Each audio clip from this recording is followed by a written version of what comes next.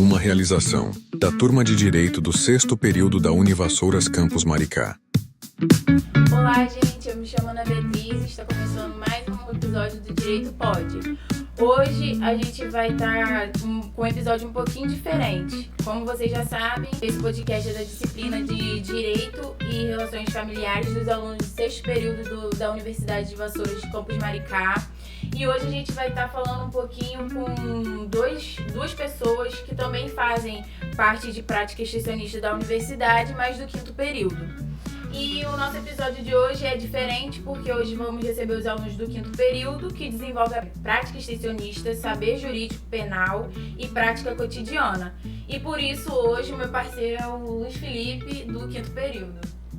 Olá, sou o Luiz Felipe, vou acompanhar aqui a Ana Beatriz nesse episódio cujo tema é Adolescência em Foco, Bullying, Responsabilidade Penal e Papel dos Pais.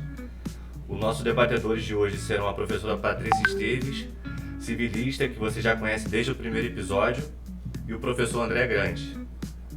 Vou apresentar aqui o nosso professor, que é professor e advogado, doutorando e mestre em Direito pela PUC-Rio, especialista em Direito Público e Direito Privado pela EMERGE, bacharel em Direito pelo FRJ, professor da Universidade de Vassouras e da EMERGE e procurador-geral da Comissão de Ensino Jurídico, Estágio e Exame da Ordem da 38ª Subseção da OAB do Rio de Janeiro.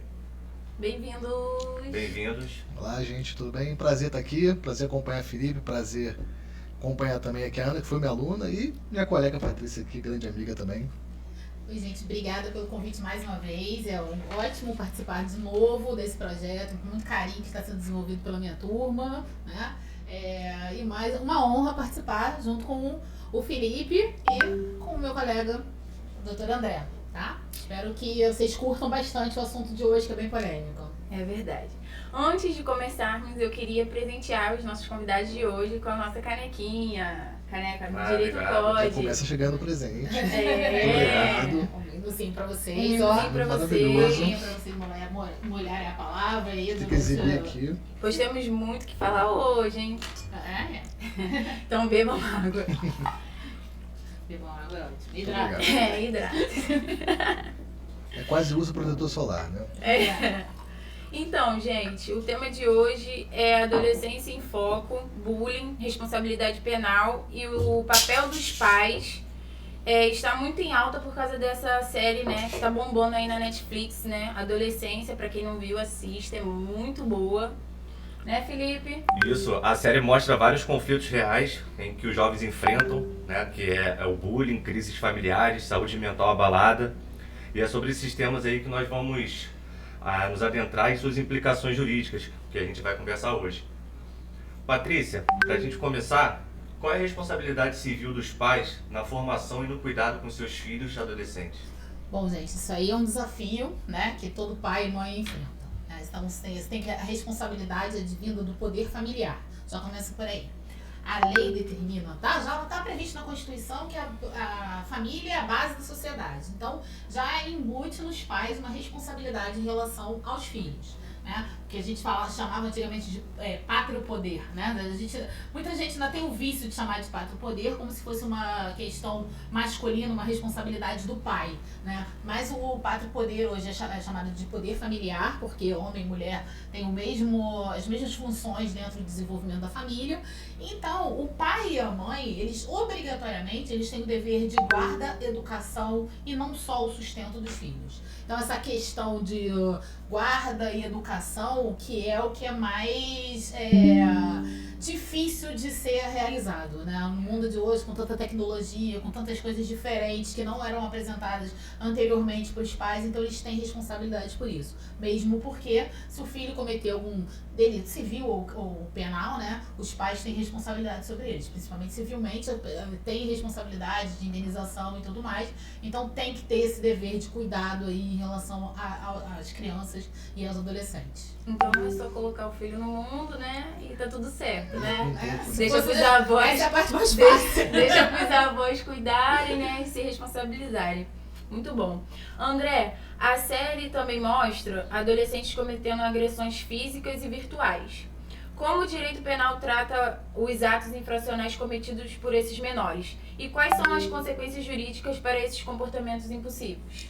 É uma pergunta muito boa, né? Porque é até interessante pensar, eu estava pensando aqui um pouco na própria série, assim, maratonei em família a série, claro, sem criança, né? Só eu e minha esposa, a gente parou para ver a série, maratonamos, porque, enfim, além da produção ser muito boa, quem não viu, vale a pena ver como já é recomendado aqui pela nossa mesa, mas além disso, a série, apesar dela discutir um fato que a gente poderia olhar como um fato criminoso, aqui seria, no contexto brasileiro, um ato infracional análogo a um crime, né? Mas existe uma discussão muito mais profunda ali por trás, né? Toda a afetação daquela relação familiar, num núcleo familiar que é aparentemente estruturado, né? Que foge um pouco daquilo que a gente espera um pouco, né, Patrícia? Inclusive, fora do direito penal, né? Do estereótipo, até em várias de família mesmo, né? O estereótipo de uma família, entre aspas, desestruturada, que precise de alguma reestruturação efetivamente, da reconstrução de laços, até um pouco da discussão de justiça restaurativa, né? Do fortalecimento e conexão de laços. Mas a série mostra um contexto em que você tem naquele contexto ali um adolescente, né, que tem, salvo engano, 3 anos de idade, que pratica uma violência contra uma colega com a mesma idade. E no nosso contexto brasileiro você teria um ato infracional análogo a um crime, né? Por que isso? Porque a Constituição Federal estabeleceu que para aqueles que são menores de 18 anos, isso vale, portanto, tanto para criança quanto para adolescente, né? Eu tenho o espectro da chamada inimputabilidade penal. Está no artigo 228 da Constituição, né? E esse ponto é importante partir para entender, primeiro de tudo, que a responsabilidade penal de criança e adolescente não é a mesma de adultos, né? E, sendo bem sincero, espero que assim continue, né? Sim. Porque a ideia da Constituição e a ideia da proteção internacional de criança e adolescente é considerar a criança e adolescente como pessoa em desenvolvimento, né? Em especial condição de desenvolvimento. Aliás, é o que diz o artigo 227 da Constituição, né? A ideia que, inclusive, a professora Patrícia comentou agora há pouco, a ideia do protagonismo, né? Da proteção da criança e adolescente, prioridade, né? E proteção integral, a ideia de proteger em todos os aspectos da vida. E a série traz vários debates sobre isso, né? Primeiro, perceber que mesmo aquele, e acho que esse é um ponto que a gente pode discutir hoje aqui, conversarmos um pouco, mesmo aquele adolescente que praticou um ato que a gente pode considerar reprovável, ele tem questões por trás ali, né? E tem todo um contexto, mesmo com a família estruturada, mesmo num bom colégio, que a série mostra isso, né? Um contexto de uma vida que a gente traria hoje, ainda mais pensando no nosso contexto brasileiro, né? Seria uma boa vida, né? Uma classe média, né? Ok. Exatamente. Tem dificuldade financeira, não tem, tudo. né? Ele tem... Sem grandes perrengues financeiros, né? Ou estruturais, mas ainda assim que enfrenta as dificuldades da vida, inclusive, foi até o que a Patrícia comentou agora, né? Da vida cada vez mais complexificada, né? O mundo virtual é uma coisa que não existia, né? Uma discussão, se você pensar na Constituição de 88, né? A gente hoje fala em proteção de dados no meio digital. A Constituição Federal fala sobre isso no artigo 5º, né? O último inciso, inclusive, da Constituição, que é uma introdução recente por emenda constitucional que nos lembra do óbvio, né? Não tinha como se pensar nisso naquela época. Não tinha. Em 88 a gente nem tinha falado internet em casa, que isso, internet domiciliar entrou no nosso país em 1996, ou seja, quase 10 anos depois da Constituição. Então, não tinha como fazer previsão e muito menos do alcance que teria hoje em dia, né? Exatamente. Então, E o André tocou num ponto também que eu cheguei, né, eu assisti a série, conversei com a Patrícia e eu questionei, falei que a série em si meio que responsabilizava muitos pais por ele ser machista, a mãe não fala muito, o menino só se chegar ao pai, e ela me fez ver uma outra visão, que eu assisti de novo para poder discutir hoje aqui, e aí eu parei para pensar. O filho do investigador também tinha uma família meio que desestruturada, e nem por isso ele sofria bullying, ele não tinha um pai presente, mas nem por isso ele era uma pessoa ruim. Ele não pensava em cometer um certo tipo de crime que esse menino cometeu. Ele só era uma pessoa retraída e tímida, e ficava na dele, sofrendo ali com ele. Então, tipo assim, só culpar os pais, eu parei depois pra pensar, não seria uma solução viável, ou por uma desculpa, talvez, pra poder resumir que a atitude do menino foi só por ter uma família desestruturada.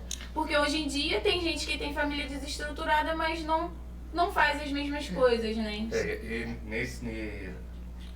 O filho desse investigador, ele até ajuda, entre aspas, o pai a enxergar um pouco melhor como vai poder melhorar a investigação. Que o bullying ele pode ser tanto físico quanto virtual. a gente já parte até para a nossa próxima pergunta. Por quê? Ele sendo físico ou virtual, André, a gente pode falar de crimes como injúria, difamação ou perseguição? Hoje, a legislação até evoluiu, né? Você tem uma previsão expressa agora do bullying e do cyberbullying no Código Penal também. O artigo 146A fala sobre isso. Mas, lembrando, de novo, voltando à criança e adolescente, tecnicamente você está trabalhando com um ato infracional análogo ao crime. E mais do que isso, eu acho que esse é um ponto que vale a pena lembrar, que eu acho que é uma boa parte da nossa discussão de hoje, porque a ideia do podcast também é a gente discutir um pouco além da proteção penal, né? E aí eu penso sempre, se o nosso tema hoje é adolescência, eu faço questão de forçar a gente a falar um pouco de infância também, né? Porque tá atrelado, né? Se eu chego à adolescência passando pela infância, são fases que estão... A gente tem uma infância estendida, né? Como uma Exatamente. adolescência estendida. Antigamente a adolescência terminava com 18. Não, hoje em dia você tem adolescentes até 25, 30 anos. É um pouco diferente Daquela visão cartesiana, Da né? visão cartesiana. Um dos focos também, porque se você for pegar nessa série, algumas fotos que o próprio garoto postava, ele sofria um certo tipo de perseguição. Então, Sim. Né? mas Aí esse tinha, que é o tinha, grande- tinha um termo que chamavam de incel, né? Aí então meio que ele sofria algum tipo de perseguição e de repente pode ter desencadeado algo. Algumas coisas que a gente tem que perceber na série, né, que ela traz um start pra gente ter que perceber que, assim, antigamente, a criança sofria um bullying na escola, ela saía da escola, ela não tinha mais essa perseguição do bullying. Você chegava em casa, você tinha um outro contexto, você tinha outros amigos, que eram seus amigos da rua, que eram seus amigos do condomínio, e pronto, e aquele bullying ficava na escola. Hoje em dia, com essa questão de evolução tecnológica, esse bullying te acompanha. É o bullying virtual, né? Então, você nunca deixa de ser um incel, porque o menino, né, nunca ia deixar, porque ele estava acompanhando nas redes sociais dele. Então, essa é uma questão que modificou muito grande.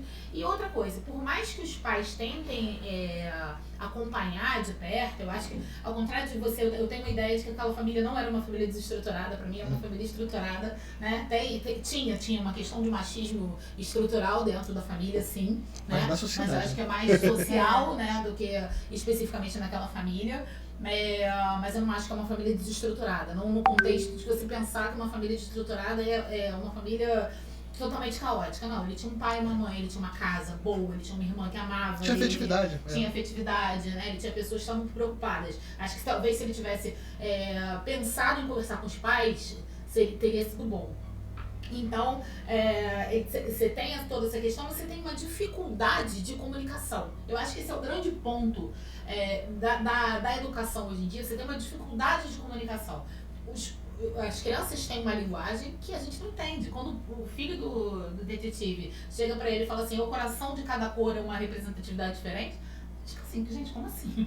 Um coração é coração. É uma quebra de paradigma, né? É uma quebra de paradigma, né? Quando alguém não feijão significa alguma coisa, como é que alguém pode dizer que um garoto de 13 anos é uma pessoa que não vai nunca ter uma relação sexual com ninguém quando ele tem 13 anos, gente? Não é pra nem pensar nem nisso. É, eu tô pensando nisso.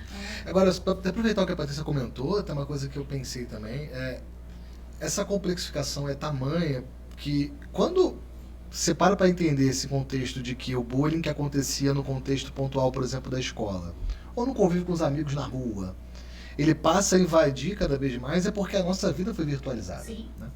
E hoje, inclusive, se você pensar nesse contexto de infância e adolescência, boa parte de crianças e adolescentes, não pensando só no Brasil, no mundo, isso é um problema global, a série retrata o Reino Unido, não retrata nem o Brasil. Né? Sim. Então, né? Se você for no artigo 227, a ideia é pensar que é o papel do Estado, da família, da sociedade, proteger a criança e adolescente integralmente, em todos os aspectos da vida. E eu penso, por que não na vida virtual? Por que não nesses aspectos, inclusive, de uma criança, como vocês perceberam, né? No caso do adolescente, né?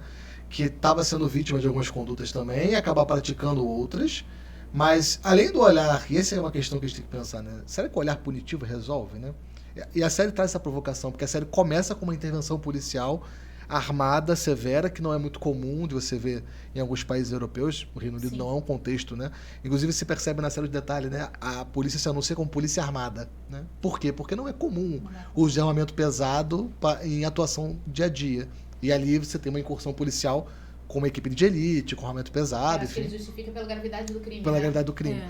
Mas E esse também contexto... um outro ponto importante também nessa série é a filmografia, né? Que é como se fosse acompanhando em tempo real. É, o plano de Então sequência. isso aí que capta mais Essa essência, né? a da- essência. E aí, pensando nesse contexto todo de que eu tenho uma ideia constitucional de proteção da criança e do adolescente, de que eu tenho, por exemplo, no sistema do ECA, que na verdade o Estatuto da Criança e do Adolescente é um sistema, né? Ele não é só o estatuto em si enquanto legislação. Existe uma lei, por exemplo, que é a lei do combate, que institui o Programa de Combate à Intimidação Sistemática, o bullying. É uma lei, salvo engano, 2016, que já falava sobre isso, mas pensando em medidas preventivas, já é um contexto para evitar chegar à via penal, até porque o direito penal, e mesmo pensando no sistema infracional, né, ele é a última solução, ele é o último recurso. A ideia é como é que a gente consegue evitar que isso aconteça, né? Como é que a gente consegue olhar para esse adolescente e perceber que, será que um adolescente de 13 anos comece um fato desse, ainda que a gente entenda como reprovável, será que isso vai sacrificar o resto da vida dele? Será que não tinha algo que a sociedade poderia ter feito a favor dele? Ou a família, o Estado, né? Isso é uma discussão polêmica pra gente fazer hoje, né? É, O papel sim. do Estado, O papel né? do Estado, o papel dos pais diretamente. Os pais, é uma coisa importante também a gente lembrar aqui, existe uma responsabilidade dos pais pelos atos que os filhos cometem, né? Civilmente falando, se tem alguma obrigação de indenizar, e aí é isso. O ECA fala dos atos infracionais cometidos pelos menores. Se o próprio menor tiver condições de reparar esse dano civilmente, em indenização é ele que repara. Agora, se não for ato infracional, são os pais que respondem, né? Então, até há pouco tempo, não sei se você viu essa decisão, uma juíza de São Paulo tinha um grupo de WhatsApp que praticava bullying contra uma criança. Eram 19 crianças 20, né? Com a menina que sofria bullying e 19 outras crianças dentro desse grupo de WhatsApp. A juíza de São Paulo, ela condenou os 19 pais a indenizar. Ah, mas o meu filho não falou nada. O seu filho não falou nada. Mas ele tava participando. É responsabilidade também, né? O seu filho fazer um joinha, seu filho você fazer um kkk, cria Curtiu, responsabilidade. comentário. Curtiu, comentou, ou não falou nada, mas estava naquele grupo e não partiu em defesa do outro, ele também foi responsabilizado. Então ela teve essa condenação dos 19 pais. Eu achei isso bem importante para mostrar a responsabilidade que os pais também têm pelos atos dos filhos, né? Então, Inclusive diante da omissão, né? de Da omissão, né? Então você tem que essa questão da educação, a gente precisa ser reeducado para aprender a educar a nova geração que está vindo com novos problemas que a gente não estava acostumado, né? A gente está diante de uma outra situação, né?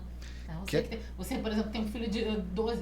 Ele vai fazer 12 anos, né? Então você tá... É uma outra realidade. E isso é uma coisa que gera preocupação. Por exemplo,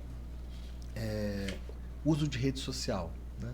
Pela própria regulamentação das redes sociais em termos de uso e condições, né? Uhum.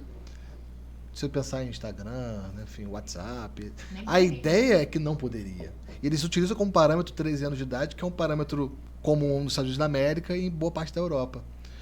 No Brasil, nós poderia até discutir um pouco sobre isso, porque no Brasil, se você pensar em vulnerabilidade para a proteção do direito penal, por exemplo, seria abaixo de 14, e não abaixo de 13 anos.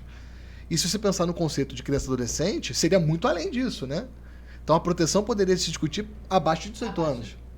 Pensar, será que precisa de uma proteção diferenciada? Isso é uma coisa que está sendo discutida, né? Sim. No momento, né? A proteção de como é que você consegue regular o uso de telefone. E tem até algumas redes sociais que já estão fazendo uma restrição de utilização, né? Conta de menor, né? Se você cria uma conta lá que tem alguma possibilidade de restrição. Então, não é... Mas também tem outro lado, né? Como é que o pai e a mãe vão intervir nessa situação? Tem responsabilidade dos pais também, né? Acho que tem muito isso. Hoje as crianças, a gente tem direito à liberdade, a gente tem direito à privacidade. Não tem. Tem. Quer dizer, claro que tem. Patrícia, calma. Tem direito à privacidade, óbvio que tem. Depende. Mas até onde vai essa sua privacidade se você é uma criança, né? Você tem que ter uma intervenção do pai, tem que ter um monitoramento do pai, porque ele não está desenvolvido intelectualmente ainda, não está. E tem que ter o pai e a mãe fazendo esse acompanhamento ali. Tem que não é porque o filho está no quarto que ele não está fazendo nada de errado. Até para ter capacidade de se proteger de condutas. Sim. Porque no caso da série, ele mostra uma conduta de um adolescente em relação ao outro. você até entende que há uma paridade ali. É claro que há um outro problema de relações de poder que a gente poderia discutir, porque até vocês comentaram que agora há pouco tinha um discurso machista por trás, Sim. tinha uma questão patriarcal que leva à disparidade de poder, sim, né? Mas, em tese, entre duas adolescentes, você tem uma certa paridade. O problema é que essa Maior, proteção né? O problema maior. é quando você lida com um adulto. E aí tem até outros pontos que você pode assistir depois. Tem uma série que apareceu na Netflix, bem pontual, daqui a pouco eu lembro o nome. Ela é uma série que o protagonismo é de uma repórter que investiga abusos cometidos pela internet. E, na verdade, isso leva a outros caminhos, tá? Mas aí você fica pensando no contexto que narra, é uma série, salvo engano, da Argentina, em que ela mostra condutas sendo praticadas por meio de um jogo, em que havia conexão dos abusadores utilizando uma plataforma de jogo para poder acessar a criança e adolescente, algo que é muito comum, né? E essa proteção, percebam, não é só para ele não ofender um outro coleguinha, mas para ele não ser vítima também de condutas praticadas, inclusive, por adultos, né? Essa é uma questão que a gente precisa pensar também. Eu tava assistindo um podcast daquela psicanalista, Andréa Velmont, alguma coisa assim, e ela tava falando sobre isso, ela tava falando sobre a série, e o entrevistador falou assim, mas como eu vou proibir meu filho de ter um telefone, de ter alguma coisa, porque essa era todo mundo tem, aí ele vai dizer que não tá se socializando, que não tá isso, que não tá aquilo, aí ela falou assim, mas você que paga a conta de luz, você que compra o telefone e dá pro seu filho, então você tem que ter um monitoramento, você tem que ter uma hora de chegar e falar assim, olha, você fica até tal hora com o telefone, e eu quero ver tudo que você tá fazendo, eu quero ver o que você tá fazendo. Aí ele falou assim, tipo assim, como se fosse uma dificuldade, as pessoas meio que põem uma dificuldade de ter que fiscalizar. Eu penso assim, se você quer dar um telefone para um garoto de 10 anos, vamos dizer assim, você tem que ter responsabilidade de ficar monitorando tudo que ele tá fazendo. Até porque eu nunca fui de jogo virtual, nunca fui dessa era tecnológica, mas o meu irmão já foi. Meu irmão, joga, faz um monte de coisa, mas, tipo assim, minha mãe ficava meio em cima, ficava vendo quem ele tava jogando, quem eram os grupos. E antigamente não tinha essa expansão de você tá aqui no Brasil e jogar com uma pessoa lá da Argentina, dos Estados Unidos, de Santa Catarina, de não sei o que. Você não tinha isso antigamente.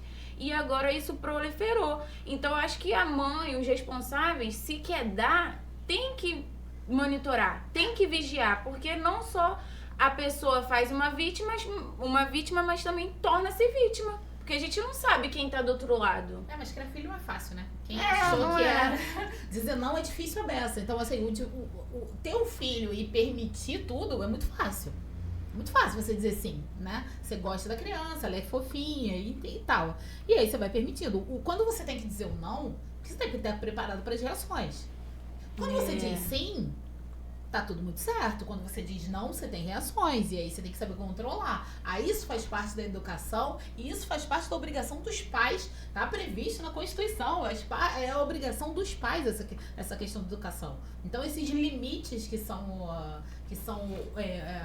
dados pelos pais, eles são fundamentais para a pessoa poder saber viver, né? E não é isso. Você viu, há pouco tempo teve esse menino aí que foi preso. Ele não chegou a ser preso, mas está sendo investigado uma quadrilha de crimes de ódio que é comandada por um garoto de 14 anos de Campo Grande. Eu acho que eu vi isso. Que foram presas algumas pessoas por causa de teve uma live transmitindo queimaram um mendigo, sei lá, uma pessoa em situação de rua, uma situação dessa. Teve um fato desse. E aí prenderam, deflagraram a quadrilha e o chefe da quadrilha é um garoto de 14 anos, sabe? Então, assim, como é que um garoto de 14 anos está dentro do quarto dele, né? Isso, né? Comandando uma quadrilha que pratica crime de ódio e a quadrilha não era só composta de menores, né? Tinha adultos também ali. Ninguém sabia a identidade dele, ninguém sabia que ele era um garoto de 14 anos. E ele tá ali criando essa rede nacional, né? Que poderia ser até mundial hoje em dia.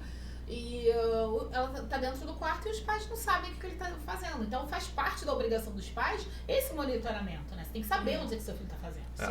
A série, eu acho que, se eu não me engano, no último episódio, onde a parte da filmografia, o cotidiano dos pais, um ano depois, do garoto já preso e tudo mais. Aí bem no finalzinho tem o diálogo do pai e da mãe sentado na cama, né? E ela fala isso, pô, a gente podia ter investigado mais a rede social dele, será que foi um erro nosso? Será que a gente não estava acompanhando como é que o que ele estava fazendo? Porque não só o bullying que ele estava sofrendo, mas ele também estava buscando outras coisas. Ele estava adicionando modelos adultas no Instagram, ele estava já desenvolvendo alguma psique, sabe? Por conta do pai dele. Acho que devia estar incompatível com a idade, né? Até incompatível, exatamente. O problema maior é esse também, né? O comportamento é incompatível com a idade. E é um dos desafios do momento aí, falando do lado da parentalidade, né? Isso é um baita desafio, porque como é que você consegue controlar... Primeiro, você tem que controlar o tipo de conteúdo que está sendo consumido, porque um telefone celular, hoje, um smartphone, tem capacidade de acessar muita coisa.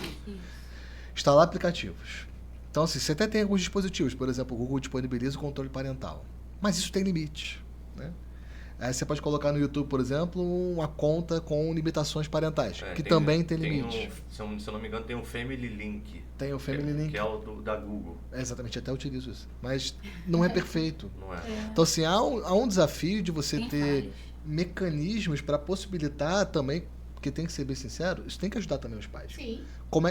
Acho que a série mostra muito isso, né? O conflito de como é que você lida, inclusive quando você tem conflitos assim, de dimensões muito distantes de geração para outra, você acaba tendo uma baita dificuldade de lidar com uma realidade tecnológica completamente diferente, com um mundo social completamente diferente, crianças que se relacionam mais por meio de jogo do que outra coisa, que também socializam fora, e você acaba tendo um conflito, né? Que ele tem uma vida de jogar bola, por exemplo, na escola, mas também tem uma vida virtual.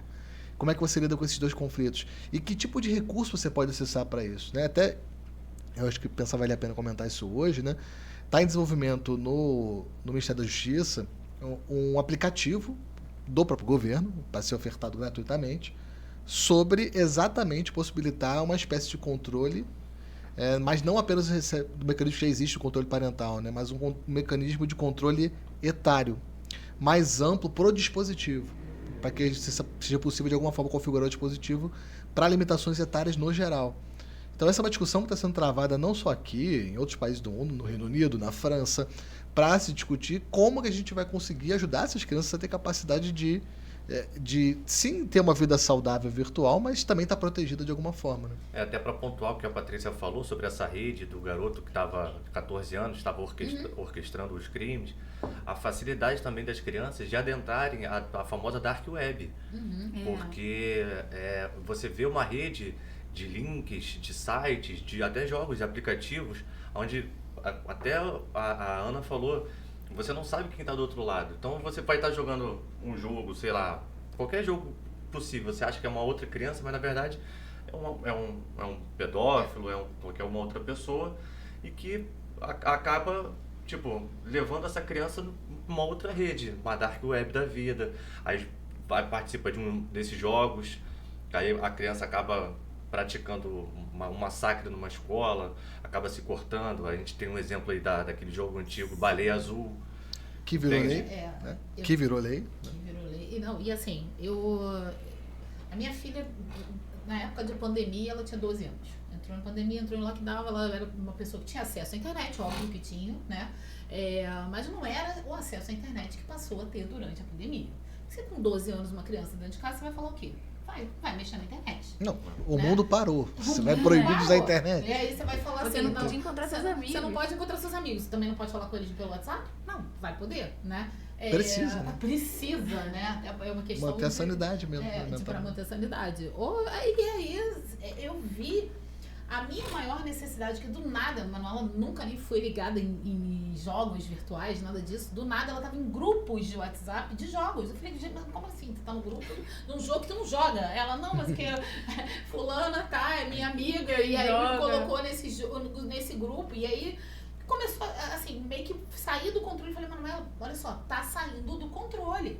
Você tá lidando com pessoas aí, não, mas são só crianças. Aí vamos lá, é só crianças, né? Vamos olhar, aí tem foto do gato, tem foto de cachorro, tem foto de um boneco. Eu falei, cara, isso aqui não é criança, né? E aí todo mundo sai se do identificando grupo. como bicho. E aí sai do grupo. Mas aí quando sai do grupo, aí eu viro a mãe perversa. Porque eu sou a mãe perversa. Porque a mãe de todo mundo tá deixando, né? Então eu acho que essa conversa, ela é muito necessária. Eu acho que o papel da série é nesse sentido, para os pais ficarem alertas que isso acontece. Porque o pai que acha que o filho tá dentro do quarto e não tá fazendo besteira na rua, ele esquece que hoje a rua tá dentro de casa através do celular, E sendo né? bem sincero, talvez possa ser muito mais perigosa Muito do que ele mais poderia perigoso. fazer na rua. E, André, focando no âmbito brasileiro, né, além das consequências para o adolescente agressor, porque a série ela é baseada no exterior, né, se eu não me engano, é na Inglaterra, né? Mas trazendo aqui para o Brasil, por conta dessa inimputabilidade, né, do menor, além dessas consequências do adolescente agressor, quais medidas socioeducativas podem ser aplicadas? E existe um foco na reabilitação desses jovens? Esse é um dos desafios do sistema, porque o sistema de proteção da criança e adolescente prevê medidas tanto protetivas quanto medidas que têm caráter, entre aspas, detentivo, que são as socioeducativas exatamente para... A proposta é essa, né? Tentar buscar de alguma forma corrigir aquele comportamento, mas a ideia no fundo, em tese, é proteger a criança e o adolescente, sempre. Então, mesmo a medida detentiva, que é a medida mais extrema, é a medida que mais se busca evitar, que envolve de alguma forma, é óbvio, né, privação de liberdade. Mesmo essa medida, ela é excepcional porque a principal ideia do sistema não é punir criança e adolescente. A ideia do sistema é, de alguma forma, buscar prover meios de ressocialização, promover meios de que eu tenha como possibilitar aquela criança se desenvolver. E é sempre bom lembrar, isso foi até uma coisa que eu comentei mais cedo, mas vale a pena resgatar essa principiologia, né? A ideia do sistema do ECA é pensar na criança e adolescente como pessoa em especial condição de desenvolvimento. E esse é o contexto que tem que ser lembrado o tempo todo. É por isso que sempre me causa até calafrios quando se levanta a bola de vamos punir criança como se fosse adulto. Algo que para mim nunca fez sentido, porque criança não é adulto. Assim, você não pode comparar a conduta de uma criança de 13 anos. A série evidencia muito isso, né? Comparar a conduta de um garoto de 13 anos de idade que está em formação, que sequer terminou o ciclo básico de formação, com a conduta de um adulto. Não tem como. É incomparável. E é por isso que o sistema pensa em medidas para proteção também. Eu não sei se vocês repararam na série, né? Quando ele é questionado, você sabe o que você fez? Ele responde o tempo inteiro. Ele nunca diz que ele não matou a menina, mas ele diz que ele não fez nada de errado. Então, para ele ter matado a menina, não é errado. E essa compreensão é complexa, né? Para ele, não é errado. Ele fez uma justiça, né? Então, para você ver como falta desenvolvimento nesse adolescente, né? Como até para compreender as repercussões do que ele fez. Né? Ele não tem compreensão. Esse é o diálogo com o psicólogo. Você tem noção que ela não volta mais? Você tem noção que ela morreu? Né? E ele demonstra o tempo inteiro que pra ele... Tipo assim, ela morreu, mas eu não vou mais passar por o que ela tava fazendo eu passar. Fazendo eu passar. Então, pra ele tá aliviado. É como se ele tivesse, assim... Aquilo justifica tudo. Né? Então, acabou, então... E esse é um problema, né? E isso, trazendo para nossa casa, né? Para o nosso sistema, é uma ideia do sistema de proteção da criança e do adolescente de que você tenha mecanismos que evitem, sim, ao extremo que eu precise internar uma criança, né? A ideia da medida detentiva, e busque de forma integrada a proteção daquela criança por meio educativo, por meio efetivamente mantendo a liberdade tanto quanto possível, pensando nesse contexto de que é uma pessoa em desenvolvimento, né? E acho que esse ponto que Patrícia levantou agora é perfeito, né? A série de fato é uma série muito boa, né? Até uma minissérie, na verdade. É uma minissérie, são 4 episódios, mas são que 4 episódios pesados. Intensos, né? Que ela tenta evidenciar exatamente esse contexto, né? De que, se você para perceber, ele está literalmente perdido. Ele não sabe o que vai acontecer com ele. Ele não entende a intervenção da polícia na casa dele. Desde aquele momento inicial, do primeiro marco da série, que não é spoiler pra ninguém. Se você olhar o trailer, tá lá, né? No trailer, agora já não tem como. A série tá tão badalada que não tem como dizer que não sabe. Todo mundo já Mas viu. no momento da incursão policial, você já percebe que tá lidando com uma criança ou adolescente ali, né? A ideia de que tá completamente perdido e não faz a menor noção, inclusive da intervenção que o Estado pode fazer na vida dele, né? Ele faz xixi nas calças, gente. Então, Isso pra acontece, você ver né? o medo dele em relação a tudo que tá acontecendo, né? Então, uma coisa que o Felipe falou e acabou passando, e eu queria voltar, essa questão das crianças se cortarem. Isso virou uma prática reiterada, né, entre os adolescentes principalmente. Eu acho que é isso, a questão da rede social também, né? A rede social é uma coisa muito positiva, mas muito negativa, porque eu acho que mexe muito com a cabeça das pessoas, e eu acho que a pessoa em formação, que é o adolescente, é a criança, tem muito isso, né? Então você não consegue perceber que ali é um corte.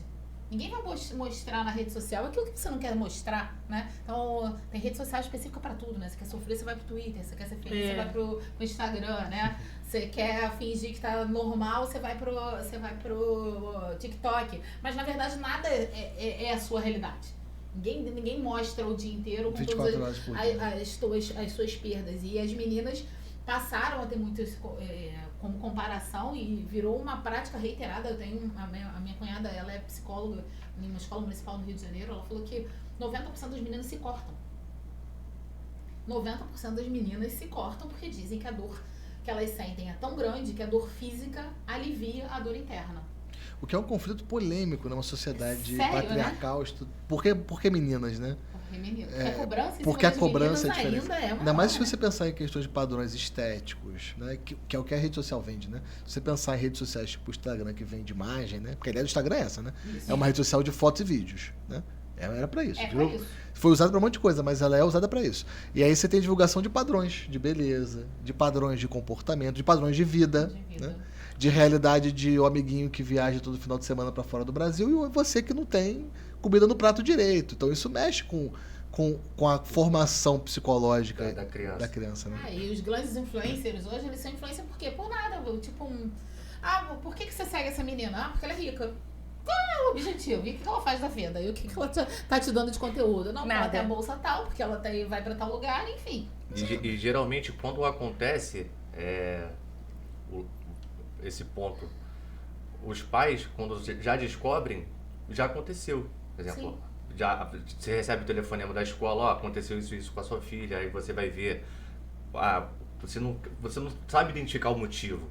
A criança já está cortada, você não. Isso é um extremo. Aí você vai ter que levar no médico, leva no psicólogo, leva numa terapia, para você. Agora vai ter que entender o motivo que levou ela a se cortar. Entende? Mas tipo, isso aí já vem acontecendo com ela há vários tempos já. Só que você não consegue. Para chegar no ponto de se cortar, né? Isso lembra até o que o Felipe comentou do jogo, né?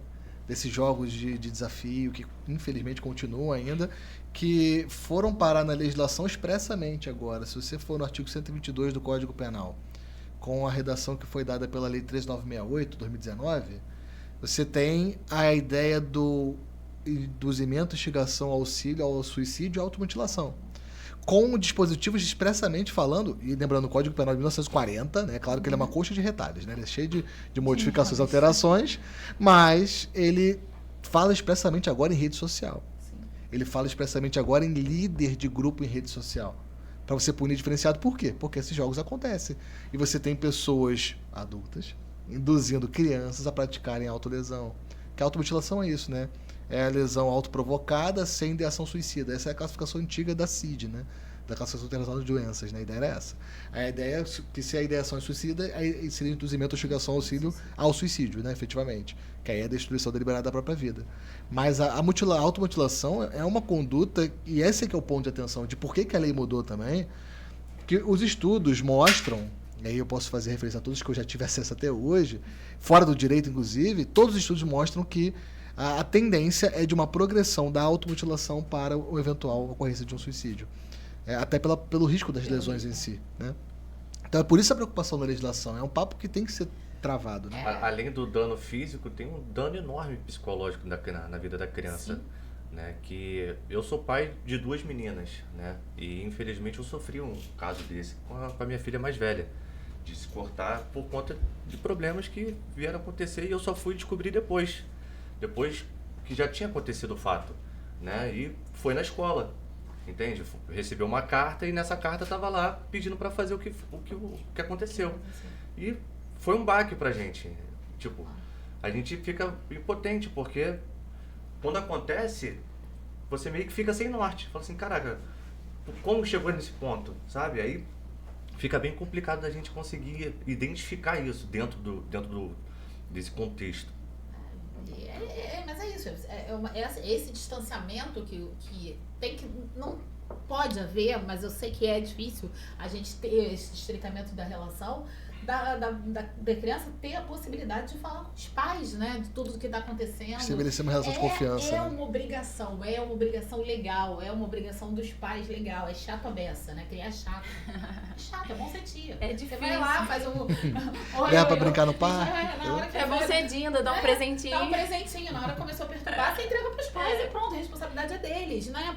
Ser pai e mãe requer uma responsabilidade. É desafiador. É desafiador e é cansativo. Mas é um bom desafio, né? gente. É um bom desafio. Tá? É um bom desafio. Não, tem o seu Fala o lado recompensa, positivo, tá? senão a galera vai desistir de ser pai. Tem recompensa, claro que tem. É um amor que você não consegue explicar antes de você ser pai e mãe. Eu acho que você não consegue explicar. Fora aprimoramento pessoal. Disso, é aprimoramento pessoal, claro. Você se desafia todo dia, né? Felipe também sabe você disso. Você desenvolve uma empatia que você nem sabia que existia que possibilidade. Que tinha capacidade de ter por outro ser humano, né? De ter, né? Uma paciência. Tudo, enfim. Isso é verdade. Então, essa responsabilidade, essa obrigatoriedade da gente fazer intervenção na vida do filho é uma obrigatoriedade não só moral, é uma obrigatoriedade legal, né? Faz parte da nossa responsabilidade. E você estava falando também teve um aumento de pena agora também para crimes praticados contra mulheres através de IA, né? Você viu? Por que será, né? Porque E aí me lembrou do caso de uma escola de classe média alta no Rio de Janeiro, que os meninos criaram aconteceu em São Paulo também. Imagens sensuais das colegas de turma, né? Então, uma responsabilidade com o uso de IA. Então, a responsabilidade dos pais em relação a isso, tiveram que indenizar, né? E tem a questão penal também, né? Dessa criação aí que a gente... A noveleira que habita em mim viu uma novela que apareceu isso. Eu não vou lembrar o nome da novela agora. Mas um garoto que também ficou fazendo... Parece que ele pegou uma imagem de uma mulher na rede social, assim, avulso, e falou que ela sequestrava, sei lá, criança.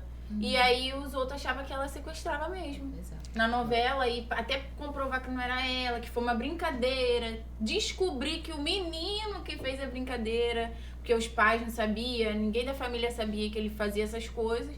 Até descobrir, ela sofreu a novela inteira achando que ela era... ladrão de bebês. Eu diria que tem um desafio que é interessante, que a gente está passando, a gente vai passar por um bom tempo, que é um desafio cultural. A série mostra um pouco isso também, né? Voltando para a série. Que é a discussão do adolescente a partir de um contexto cultural, machista, patriarcal, porque aparece isso na série claramente. A questão entre os próprios adolescentes, mas trazendo para o nosso contexto cultural, a própria cultura desse meio digital, a nossa relação com a tecnologia. A gente está falando de IA, né, inteligência artificial, que é uma coisa que a gente está enfrentando hoje, né? Estamos aprendendo hoje qual o limite, né? As pessoas ainda estão com dificuldade de entender que a internet não é terra de ninguém, gente. Sim. Que você não pode ofender as pessoas à vontade, né? De que você não está protegido porque praticou pela internet, você está blindado, né? Ninguém sabe que sou eu, a minha foto é abstrata, né? Mas enfim, acho que esse é um desafio para a gente tentar compreender o contexto de para qual rumo a gente pode seguir, né? A gente tem que repensar, né? Acho que a gente está no momento de repensar toda uma sociedade, né? Exatamente. Toda essa estrutura familiar, toda essa estrutura de educação, né? Toda essa estrutura de educação não de pai e mãe, de estrutura de escola, né? Então, puxando aqui o gancho para falar do projeto e de extensão do professor André Grande e do Felipe. É isso aí, eu queria que vocês... do quinto período, a gente queria que vocês falassem um pouquinho do projeto de vocês. Do bullying, e como é que é o projeto de vocês, como é que podem ajudar nessas novas... Esse foi o nosso desafio, né? Vou aproveitar para apresentar genericamente a disciplina. Qual a ideia? É uma disciplina da graduação, né? Em Direito da Universidade de Vassouras, o campus Maricá, prática extensionista em saber jurídico penal e prática cotidiana, porque é exatamente isso, né? E o nosso desafio foi pensar em algo que não envolvesse aquele aspecto óbvio do direito penal, que é o punitivismo, né? A gente pensou, e isso foi um projeto de fato coletivo, a turma pensou em junto, a gente parou, os temas são esses, o que vocês acham? O que incomoda vocês? E um tema que chamou a atenção foi violência doméstica familiar contra criança e adolescente. Porque é um contexto invisibilizado dentro da invisibilidade, né? Porque criança e adolescente já historicamente tem um contexto de invisibilidade histórico mesmo, efetivamente, né? Foram tratados como objeto pela legislação, o Código de Menores Código Belo-Monte falava assim, né? O menor, ele era quase um bem, né? Inclusive dos pais, né? Hoje você tem um sujeito de direitos, né? Uma pessoa titular de direitos, efetivamente, para ser protegida. Mas mesmo assim, num contexto que a gente já tem uma Lei Maria da Penha, Lei 11.340, 2006, que já traz para o Brasil um contexto claro de proteção do âmbito doméstico familiar, cumprindo o que a Constituição Federal falava de 88, né? Está lá no 226 da Constituição, depois olha lá, gente, artigo 226. É dever do Estado coibir a violência no âmbito doméstico familiar. E aí, em 2006, a gente tem uma lei falando sobre isso, a Lei Maria da Penha, e a lei específica para falar de criança e adolescente só vem em 2022. Ontem. É ontem. Lei 14.344, famosa lei Henri Borel. Embora você tenha tido outras leis anteriores do sistema do ECA sobre isso, né? A Lei 13.010, a famosa Lei da Palmada, enfim. A Lei do Menino Bernardo, né? A Lei do Menino Bernardo. Então, várias legislações que trazem uma proteção da criança com relação à violência no âmbito doméstico familiar, mas que acabam eclodindo e somente trazendo no contexto de literalmente ontem, em 2022, é muito perto. E aí a ideia da nossa disciplina foi trabalhar com esse tema, e o principal desafio foi tentar ajudar de alguma forma e pensar que a extensão é isso, né? Como é que a gente tira dos bancos da universidade, que é um banco privilegiado, vale a pena dizer isso, né? O banco da universidade de um país como o nosso é um banco privilegiado, né? O ensino superior é um ensino privilegiado. É um ensino privilegiado. É trazer do banco das universidades, né, para a sociedade uma contribuição efetiva. E a gente pensou o seguinte, a Lei Maria da Penha, sendo bem sincero, essa é a minha opinião sempre, né, é uma lei de absoluto sucesso. Com todos os problemas e percalços de ajuste e aplicabilidade, a primeira missão que ela tinha, que era divulgar o contexto de violência doméstica familiar contra a mulher, ela cumpriu. Todo mundo sabe que a lei existe hoje. As pessoas podem violar a lei, mas a lei existe, todo mundo conhece. Com relação à criança e adolescente ainda não é uma questão. E a turma percebeu isso e, se incomodada com esse contexto, vamos tentar contribuir com a informação sobre isso. E pensando nisso, né, Felipe, a gente desenvolveu, a turma está desenvolvendo ainda em versão beta, tá? Um mecanismo com o uso de IA, com o uso tecnológico. Para aproveitar essa revolução aí tecnológica de inteligência artificial, então a nossa turma ela tá em desenvolvimento um chatbot, né, onde a gente está alimentando ele ainda com informações onde a criança ou adolescente, Qualquer pessoa, na verdade. qualquer pessoa, né, pode acessar, e dentro desse mecanismo, não só como uma fonte para tirar uma dúvida, mas também saber o passo a passo, uma fonte de denúncia, como proceder. Um vizinho que vê uma criança passando uma agressão, ela pode também acessar. Então a gente está em processo para poder gerar esse chatbot onde a criança e o adolescente ou qualquer outra pessoa possa acessar para poder ter uma base legal já. Inclusive, a gente está aproveitando a ocasião de hoje para fazer o lançamento, né, Exatamente. desse chatbot. O link vai estar na descrição aqui ou no card, se Vai o estar nosso, aqui no card aqui em cima, gente. nosso A gente produtor vai conseguir no seu- colocar. Aproveitem para Nosso acessar, galera, Boninho. ajudar o pessoal que Nosso período. Boninho, o José Wellington. Muito bom, José Wellington. O chatbot Aurora, né, que a gente está criando agora com essa ideia. E a ideia nossa foi não utilizar apenas recursos de IA clássicos para base de conhecimento, mas os alunos estão produzindo base de conhecimento para ele. Então, estão compilando legislação, compilando doutrina, compilando orientações para que o chatbot possa responder de forma mais qualificada. Então, ele foi pensado desde o início ao fim, né? Inclusive, nós temos um grande técnico, vale a pena fazer referência ao Jonathan, que se esforçou muito Exatamente. para poder trabalhar nisso. É um aluno da Tá turma. alimentando diariamente o chatbot. E E ele é pensado para ser também... a ideia é essa, né? Que ele seja acolhedor. Porque a ideia é você receber um comunicado. Por exemplo, você viu um pai agredindo uma criança ou um vizinho. Aí você pergunta, o que eu posso fazer?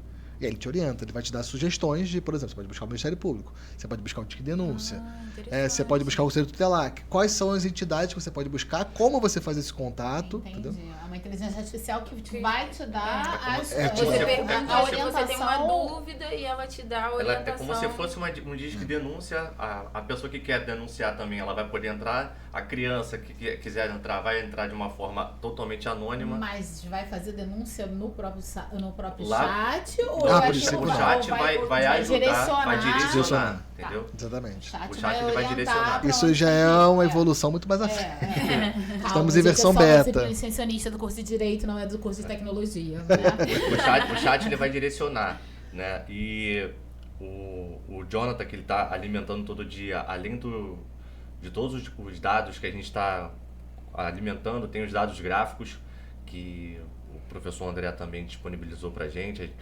Estatísticas, né? Estatísticas. Então todo dia a gente está alimentando para que a pessoa que for acessar esse chat não seja apenas uma busca de o que é uma agressão, como proceder, não.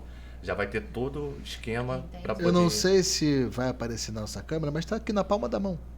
Você acessa, ele aparece um mecanismo de comunicação, como você teria normalmente. Você acessa, o pessoal fala com o banco, não fala? Você manda mensagem pro banco, para a empresa de telefone, enfim, qual a sua operadora, seja qual for. A ideia é exatamente essa, você ter na palma da mão por meio de um link, né? A gente vai gerar também QR Code depois, etc, para poder modernizar isso mais. E você conseguir acessar esse mecanismo de tirar dúvidas, né? Com embasamento para fornecer acesso à informação, que é uma das missões da gente, né? Divulgar a lei. Muito legal, gente. Parabéns pela ideia. Parabéns, que É dê isso aí. certo e que Ficamos felizes. É isso, né? Que dê certo. A ideia é comunicar. Quanto mais a gente fala sobre o assunto, mais as pessoas têm Exatamente. noção. Porque é muito difícil a gente defender direito de pessoas que não sabem nem que têm direito. Exatamente. Eu Então- queria fazer uma última pergunta para vocês. Claro. Queria que vocês dois respondessem, porque ambos são pais, né? Então acho interessante que vocês respondam. Que lições a série traz para os pais, educadores e adolescentes sobre o cuidado emocional e o combate à violência, na perspectiva de vocês? Patrícia, Assim, pode para começar. vocês que assistiram. Tá. Patrícia, mais é mais tempo. Só vai mais tempo, né? É verdade. Gente, eu acho que o que. É comunicação.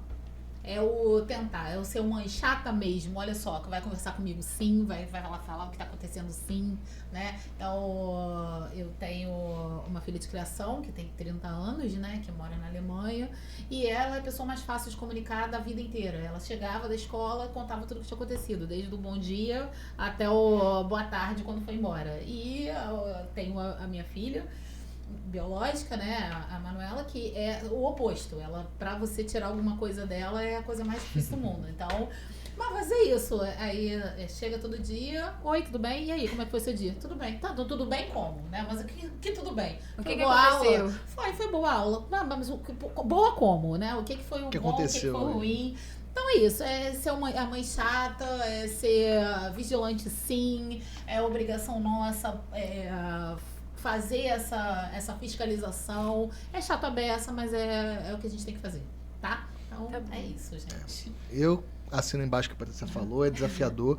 Acho que a série mostra isso, né? A importância da participação. Primeiro, perceber como um fato extremo desse afeta relações familiares e pode arruinar uma família, né? Que acontece isso na série. Segundo, mostrar a necessidade de que nós tenhamos que fazer aquilo que a Constituição Federal pede, né? É dever do Estado, da família e da sociedade. Não existe também o dever apenas da família. É importante uma integração social. Percebam que boa parte dos conflitos acontecia na escola, por exemplo, né? Que é um meio social de maior convívio de criança e adolescente é a escola, pô. Passa muito tempo. Então, e o papel do Estado? Até volta à questão, por exemplo, do aplicativo. Por que o Estado tem que intervir nessas relações, né? Essa é uma discussão polêmica que vai ficar para um outro encontro nosso, né? Essa intervenção, o Estado na família, que gera tanto susto, teve na questão da vacinação, por exemplo, né? De precisar de decisão do Supremo Tribunal Federal dizendo que é obrigatória a vacinação. Mas por que o Estado intervém nisso? Porque é papel do Estado também proteger criança e adolescente, inclusive contra os pais deles, né? Inclusive intervindo para proteger a criança em relação a uma negligência, por exemplo, dos pais. E isso pode acontecer com esses casos de violência na internet, dificuldade, bullying, etc. Como a gente comentou na série. Muito bom, eu queria agradecer a sua presença, André, o Felipe, que foi meu parceiro, a Patrícia, que é a nossa coordenadora e todo mundo gosta. Queria chamar a atenção do pessoal, né, para compartilhar, curtir, seguir nas redes sociais, no YouTube, Facebook, Instagram, e também tem no Spotify, tá? Porque a gente não é bagunça não, hein? E é isso, galera. Muito obrigado e que venha mais próximos episódios. Obrigado pelo convite também. Um brinde, gente. Um brinde. Obrigada.